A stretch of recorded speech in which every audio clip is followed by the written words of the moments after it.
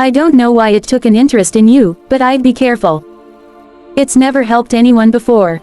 Stupid.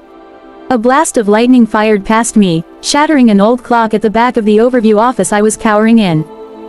The Wasteland Survival Guide was full of all sorts of helpful tips. Scavenging guides. A whole chapter on mines. And more. And then there were the not-so-helpful ones.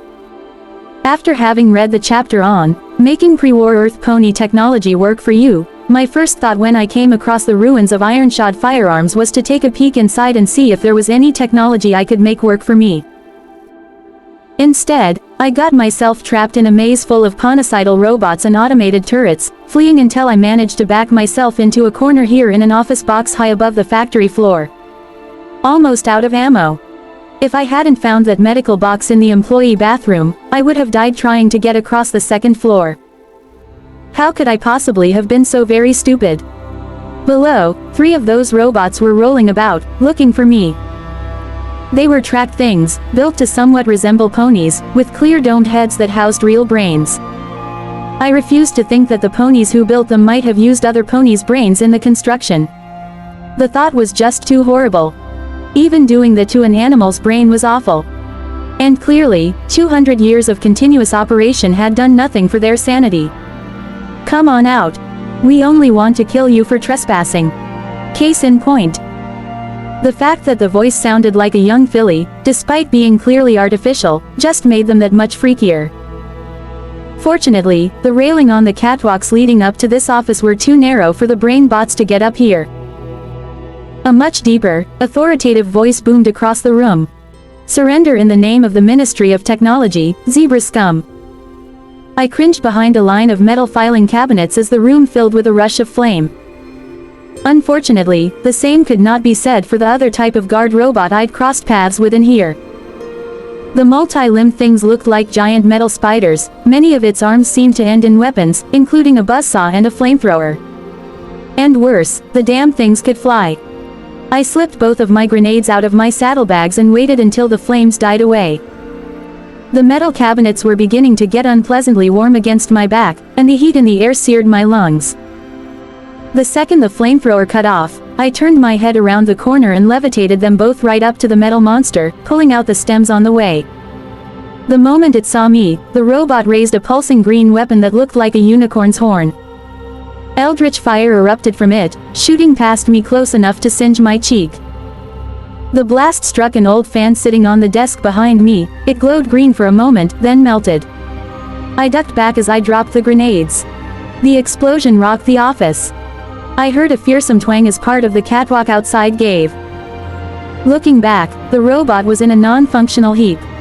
The walkway outside was still mostly intact, but sagging badly. I wasn't sure it could hold my weight. Stripping what I could from the fallen spider bot, I considered my options. I couldn't stay up here forever. If I moved very fast, I could run the walkway without the brain bots below getting me. Their weaponry did not seem very accurate. But the first few yards of the catwalk had partially torn free, and sagged alarmingly.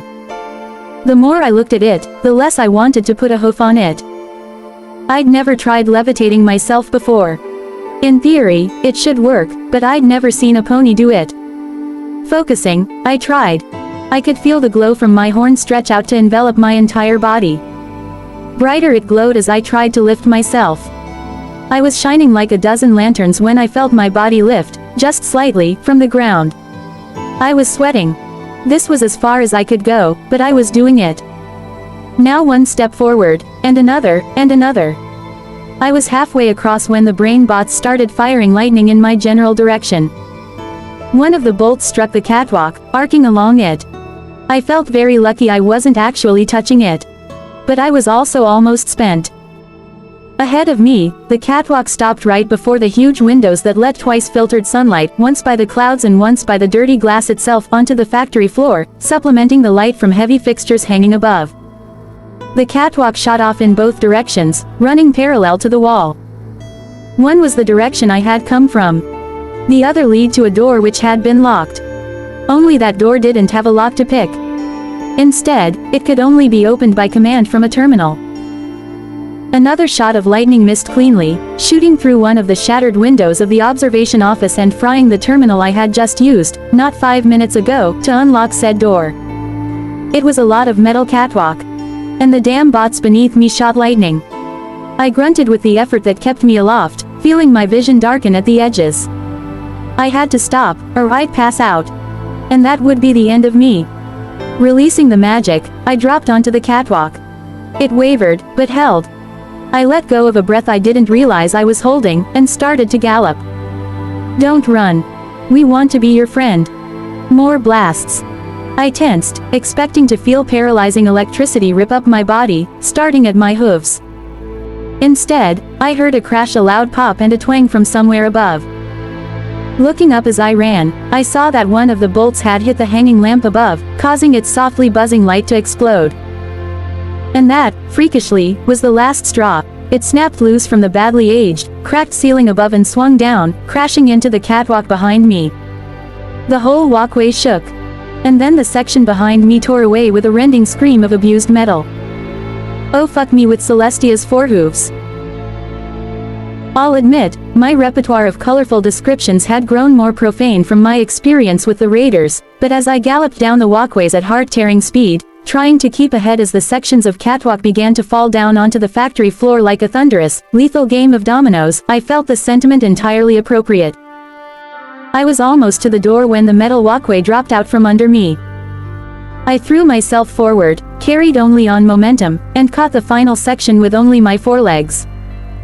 I hung there, my hindhooves dangling several stories over an ancient rifle assembly line that had been crushed by the fallen catwalk. I struggled, trying to inch myself up. I used my magic to try to tug on my saddlebags and drag myself forward. My heart was pounding. I fought to keep visions of falling from dominating my imagination, tried not to think of my back breaking as I landed on the conveyor belt below. At least the damned brain bots weren't shooting at me anymore, having scurried for cover. It seemed to take forever, but inch by inch I pulled myself onto that final section of catwalk. It wobbled threateningly beneath me, sticking out from the wall like a diving board, held in place by bolts that wiggled and were widened holes. Cautiously, I got my hooves under me and stepped lightly towards the door. A blast of lightning hit the catwalk, shooting up my legs and sending me into painful convulsions. I collapsed, shaking, on the walkway, my mane and tail hairs standing on end. The walkway responded with a metallic cry and tilted several inches, threatening to dump me into the gulf below. I struggled shakily to my feet.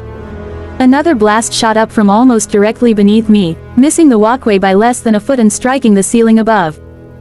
Bits of singed plaster rained down. I gave the door a push, and was vastly relieved when it swung open. Then the catwalk gave further. I lurched, wrapping my forelegs around the door frame to keep from sliding down the now quite steep metal platform. A third electrical blast ripped through the air, striking another strip of industrial lighting whose light also exploded, making it swing perilously. Grunting, I pulled myself into the room. I turned and sat in the doorway, looking down at the brain bot rolling in circles directly below, trying to figure out how to get me. Then, with a strong kick of my forehooves, I knocked the last of the catwalk loose. It fell, scraping down the wall, until it smashed through the robot's brain case, pulping the organ inside and continuing down, ripping the machine roughly in half. I must admit that I found the crunch immensely satisfying. I realized that if the room I had successfully accessed at such great personal risk had not offered another way out, I would have been in deep trouble. Closing the door behind me, I felt immediately more comfortable. The room had been painted in what had once been a bright orange, and the paint had not lost all its warmth over time. The wood paneling probably brought a pleasant, homey feel to what I believed was clearly the factory overmare's office. Now that wood was rotted and crumbling. On the back wall above the desk was an oversized logo in deeply tarnished bronze. IRONSHOD Firearms. How do you like them apples? I didn't get it. Ignoring it, I looked around. Large, fancy desk, chair, filing cabinets. A poster in a backlit frame, the same poster I had seen several other times in the factory, but this one in better condition, showing graceful Pegasus ponies soaring through the sky, rainbows exploding behind them as they shot down on dark, demonic striped figures with evil, glowing eyes. Better wiped than striped. Join the equestrian forces today. A wardrobe. My eyes barely touched these, moving to the important things first. The office held a terminal I could hack, a wall safe I could pick, and a personal elevator that, if it worked, would get me safely to the first floor and out of this death trap. There was an ammo box under the desk. Then my eyes fell on something unique. Mounted on the opposite wall was a glass case. And in the case was a beautiful and perfectly preserved revolver. A similar model to mine, but crafted with what must have approached love. It had a scope, and an ivory bit molded for extra comfortable fit in the mouth and ease of trigger. On the handle was an emblem, 3 apples. I tried my hoof, so to speak, at the safe first. It was tough, taking a few attempts, but after breaking one bobby pin I learned better how to prevent further losses. The safe opened with a generous click. The impressive amount of objects made me wonder if my excursion into iron-shod firearms hadn't been worthwhile after all. I started sorting the treasure from the rubbish. Inside was sack full of pre-war coins, a copy of Equestrian Army Today, a whole bunch of finance papers that ceased to mean anything hundreds of years ago, a box of what looked like bubble gum I couldn't decipher the writing on it, a Sparko magic battery, and finally an odd hoof-strapped Arcano tech device that looked like it was meant to interface with my pip-buck. Curious, I slid it on and let my pip-buck analyze it. Stealth buck. Invisibility spell. 1 charge. Hot damn. Next was the terminal. Pulling out my utility suit, I slid out my access tool and started to work. This terminal was tougher to crack than the previous ones. Even with my tools, I had to abort several times to avoid getting locked out. I pulled another apple from my bag and bit into it, intent on the screen, only to hit something painfully hard. Levitating the apple up to eye level, I saw a bullet embedded in it. Looking down at my saddlebags, there was indeed a small hole, although it took me a few minutes to remember when that had happened. Once in, I discovered a whole mess of old notes and messages. In addition, the terminal had a shutdown key for all the robotic security. And it could remotely open both the safe and the display case. I rolled my eyes, thanking the universe ever so much for giving me this potentially life-saving option only now that I'd already fought my way to the finish and no longer needed it. I also realized that I could have saved myself a bobby pin if I had worked on the computer first.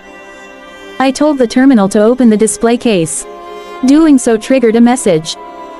Cousin Brayburn, aw no we ain't talked in some time, but the war effort's talkin', a twist for the scary, and I might not have a chance see ya again. I want mend fences. Now, I ain't gonna muck this up with words. We all know how well that went last time. Instead, I'm sending ya Lil Macintosh as a gift and as an apology. To show you I'm sincere. Keep, I am safe for me, will ya? The accent was very much like that of the voice I found on Velvet Remedy's Pip Buck, although this time it was clearly not from the same pony.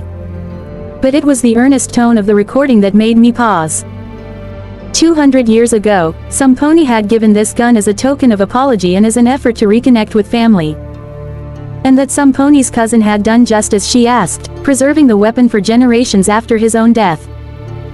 I wasn't going to leave it there, untouched by any pony until the building collapsed on it. But when I took it, I removed it respectfully. All that was left was going through the rest of the office. The ammo box held bullets for little Macintosh, and not a shy amount. In the wardrobe, I found some old maintenance suit that I could use to repair the holes in my own utility barding, and other garments that I left behind. Eventually, I turned to the elevator and pushed the button. Nothing. Of course it didn't work. The wasteland just couldn't give me a break. Pulling out my tools, I opened up the side panel and tried to figure out what was wrong and if I could fix it from here. To my great relief, I could. The elevator proved to be in impressive condition, particularly considering the rest of the building. But the battery for the interface was dead. As Celestia's mercy would have it, there had been a replacement in the safe. One swapping of batteries later, I was on my way. As the doors slid shut, the thought crossed my mind, Macintosh.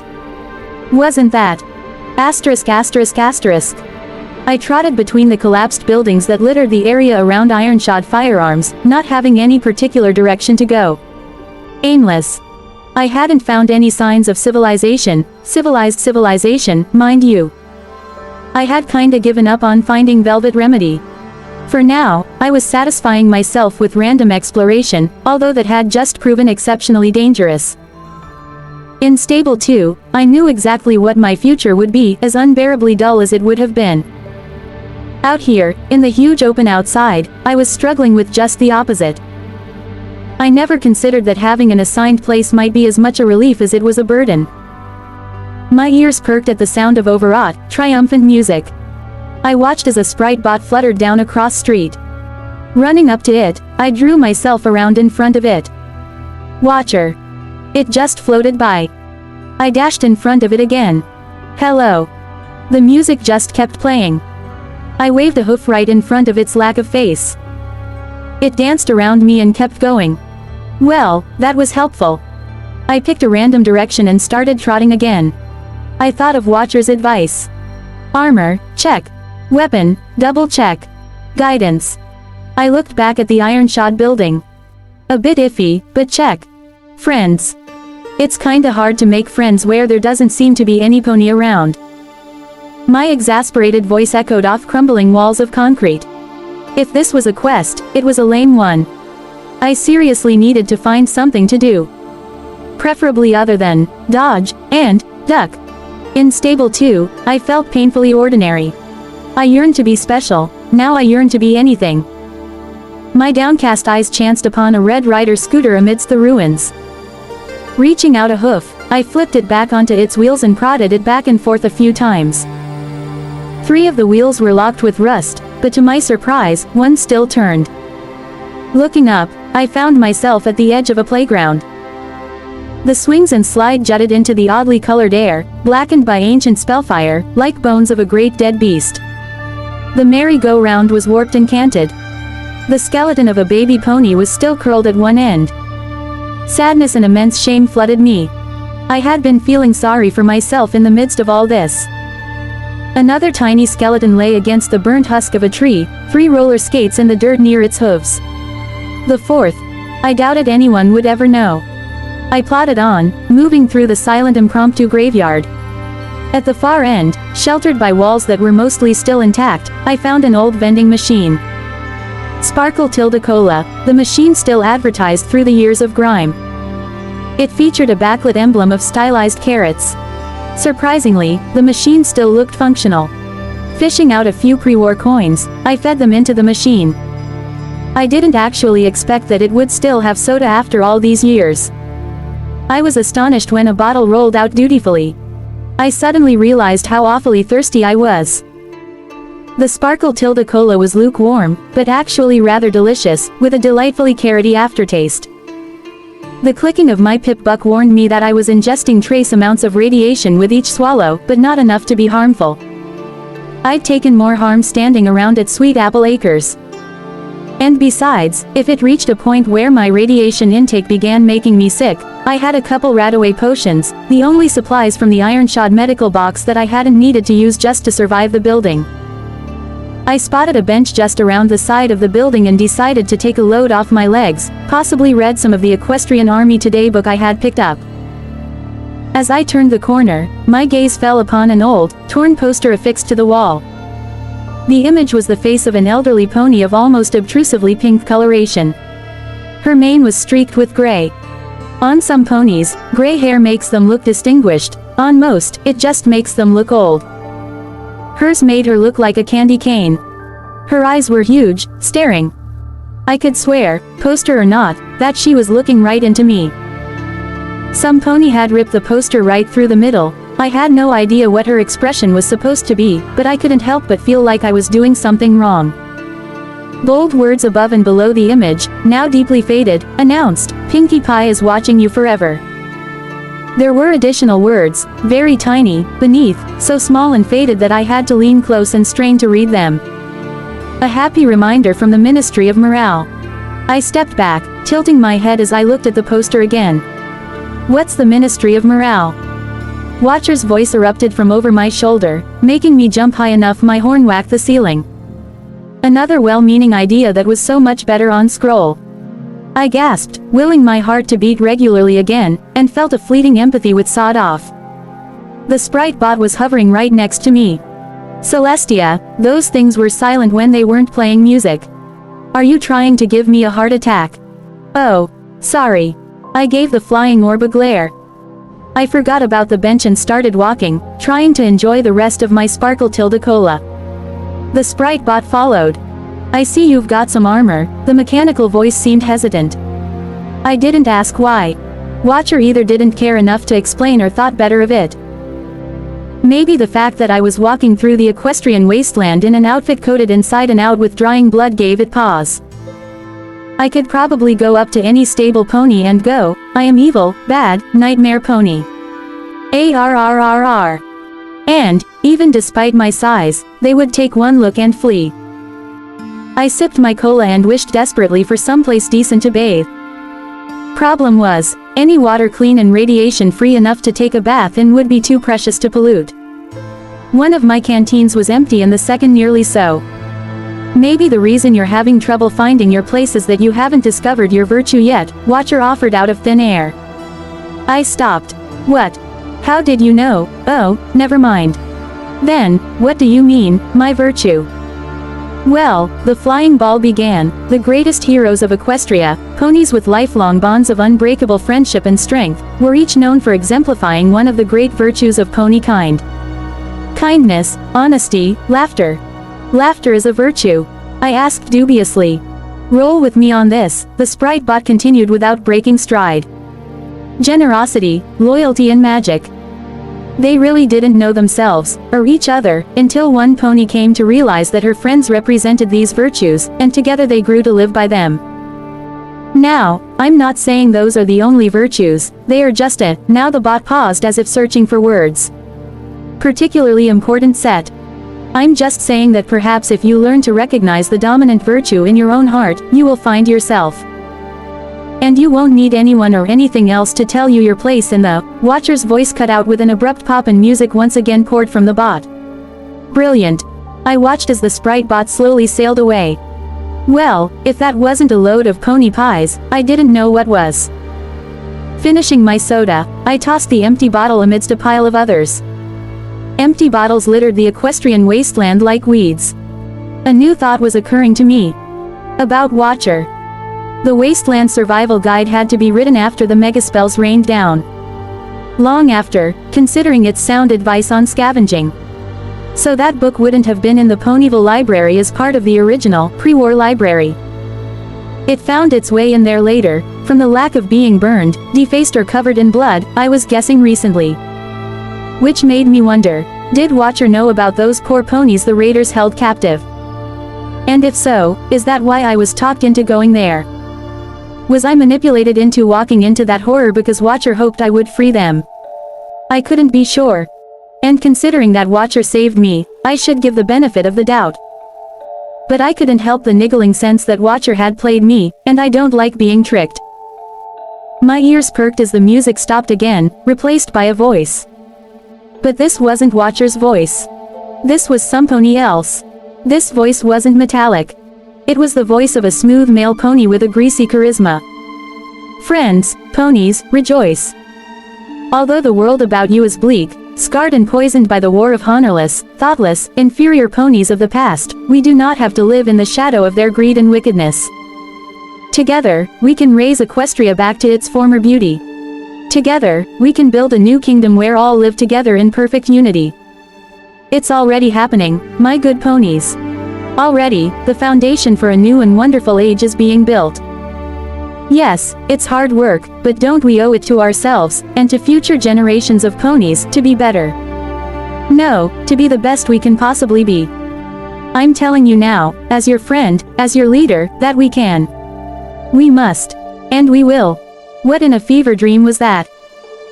The music had resumed. Not popping back in the middle of a song like when Watcher seized control of a sprite bot, but at the beginning of a new song, like this was how the bot was supposed to work.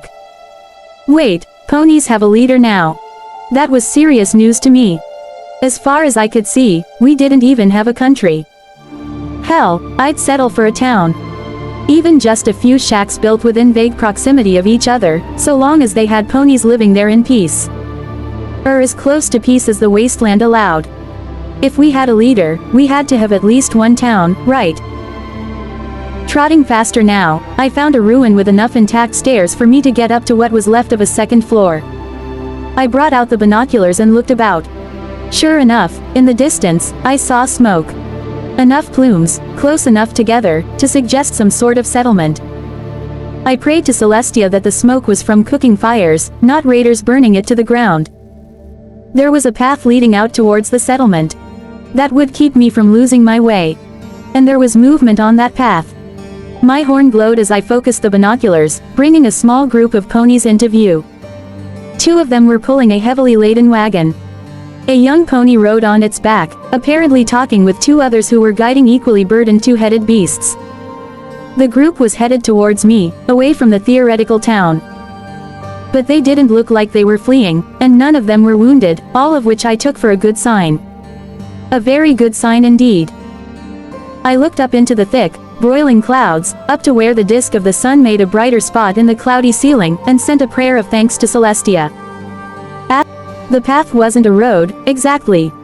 Rather, it was a long, arcing swath cutting through the equestrian wasteland. 2 parallel metal lines reinforced with badly aged cross-planks of wood.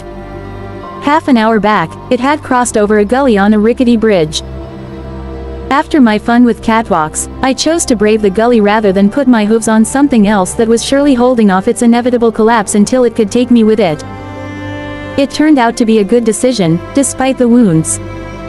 The gully had been home to a bunch of large, bloated pig things with extremely nasty front teeth. One of them got a hold of my left hindleg, biting clean through my armor and cutting a deep gash. Little Macintosh is neither quiet nor subtle. A single shot from that sweet little gun tore the head clean off the pig thing attacking me. And it fires quickly enough that I was able to slay the 3 others before my targeting spell ran out. Beneath the bridge was some pony's camp. It had a long abandoned feel to it, but there were scattered supplies, including a few cases of shotgun ammo, a single can of food amidst a litter of tin cans, magical fruit, the label boasted, but it turned out just to be beans, and a locked medical box. I picked the lock easily, finding a healing potion which I swiftly drank, breathing a sigh of relief as the nasty gash mended gently, the pain ebbing away. There were magical bandages, nowhere as powerful as a potion but good for flesh wounds, and a box of mints. Mint ALS. Refresh your mind and your breath. I had been surprised to see a smiling zebra on the front of the box, the first depiction of a zebra I'd seen that didn't look like a storybook villain. Closing parenthesis. Now I figured I was over halfway to the settlement, maybe 2/3. I tried to keep myself from imagining what I would find.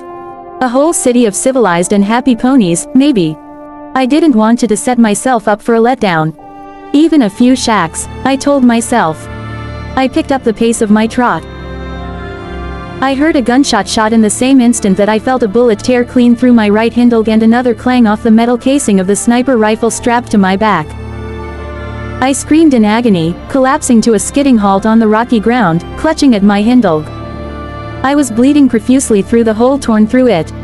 The bullet missed the bone, and I could tell that sickeningly because I could see it. I tossed my head back and screamed again. Desperately, I dragged myself around a large mound of rocks, trying to take shelter from a shooter I never saw. Focusing as much as I could through the terrible pain, I pulled the magic-laced medical bandages from my pack. I tried wrapping my bleeding hindleg, but the bandages were meant for cuts and gashes, not gaping holes. It was soaked with blood and sliding off almost before I had finished wrapping it. I tossed the bandage and tried again, this time pulling the bandage much tighter. It too soaked bright red, but at least it stayed. Shaking with fear and pain, knowing from the sudden chills that my body was going into shock, I looked up and tried to spy the pony who attacked me. I looked all around, but no one was there. And there wasn't a whole lot of cover to be hiding in, these hills of dirt and rock were mostly barren. I felt like my heart swallowed an ice cube when the image hit me that there was a pony out there with a stealth buck. She could be right next to me, pointing her gun at my head, and I wouldn't even know. But then I looked upward, and there in the sky was a rust-coated Pegasus pony with an orange mane under a black desperado hat, and what looked like 2 rifles, one strapped beneath each wing. The pony had just finished circling back around and was aiming right at me. With panicked instinct, I levitated a large rock in front of my face as a shield. A crack rang in the air, 2 rifles fired simultaneously. The first bullet struck the rock, sending chips of stone flying, and ricocheted, lodging in my canteen.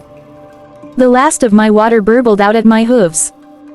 The second punched through my armor and embedded itself in my left shoulder, sending me reeling. Again, I collapsed, the pain peaking and then beginning to bleed off, which I knew wasn't a good sign. This time, I didn't think I would be getting back up again. So, this is what it was like to die. So overrated. My eyes felt heavy. I closed them, I don't think for long. But when I opened them again, I spotted the ponies drawing their wagon, coming over the hill. Behind them would be more ponies, guiding pack. 2-headed cattle things. I remembered the young pony in the back of the wagon. I doubted any of them would be looking up. Forcing myself to my hooves, I began dragging myself into the open. If I was going to die, it wasn't going to be laying down, watching these people get slaughtered. My body screamed agony into my head, but I kept going, marching myself on lame legs until I was standing in the path right in front of the approaching group. Turning, and focusing through the hammering in my head, I lifted little Macintosh into the air and pointed it at the rust-colored Pegasus who had whipped back around and was again flying right at me. I stood directly between him and the travelers. My vision was blurry from tears and trauma. I wasn't sure, even with S.A.T.S., that I could hit him. And I stood no chance against his aim. He was an amazing shot, technically, he hadn't missed me yet. Putting every ounce of me into it, I growled as menacingly as I could. And hoped that a pony who had survived 4 shots would be mistaken for a pony to be reckoned with. Shoot at me all you want, but if you attack that family, I will end you. To my surprise, the Pegasus's eyes widened, and instead of firing, he backflapped his wings, coming to a halt in front of me. Whoa Nelly. Levitating little Macintosh was getting really hard. I'd lost all feeling in my shot leg, and fell onto my haunches without realizing. I ain't the one attackin', that caravan. You are. What? Black was seeping into my vision from all sides. My head was swimming. The conversation wasn't making any sense. But at least he was conversing rather than killing me. Weakly, not attacking. You shot me. Well, of course I shot you. I see a raider headin' at a caravan, I'm gonna perforate her till she ain't movin' no more. The rust-colored pony glared at me. Then, with a strangely proud look, it's moo policy. I felt my forelegs beginning to give. I was near collapse. But the words of the pony caused a fire to flash in my head. Little Macintosh had begun to sink towards the ground, but now it swung back up, pointed right between my attacker's eyes. I'm not a raider. The pony pointed at me argumentatively. You sir look like a raider. Seemingly from out of nowhere, the colt from the wagon galloped into view. I tried to raise my voice in warning, but nothing came out. The blackness fighting to overtake my vision finally won, and I collapsed, sinking into what felt like a deep sleep. The last thing I heard was the colt whinnying, "Calamity, what have you done?"